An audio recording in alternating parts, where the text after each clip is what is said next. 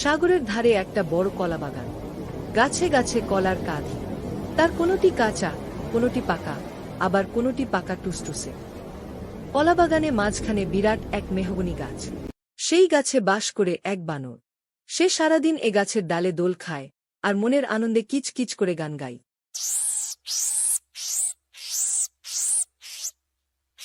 যখন খিদে পায় তখন সে পাকা কলার কাঁধি থেকে কলা ছিঁড়ে খায়। এ সাগরের জলে বাস করে মোটা তাজা এক হাঙর। একদিন গাছের পাকা কলা খেতে খেতে বানরটি কয়েকটি কলা সাগর জলে ফেলে দিল। কলা কয়টি ফেলার সাথে সাথে হাঙর তা খেয়ে ফেল।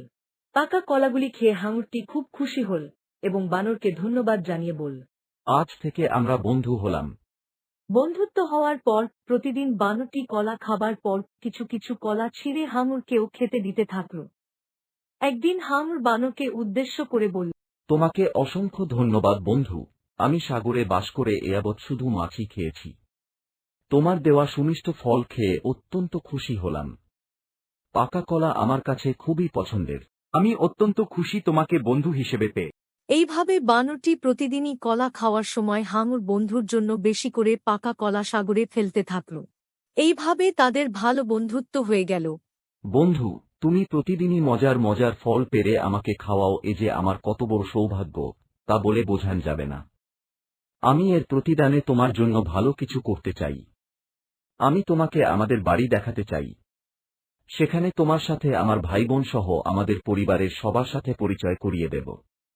তোমাকে আমার যেমন ভালো লেগেছে, আশা করি আমার পুরো পরিবারেরও তোমাকে তেমনি ভালো লাগবে।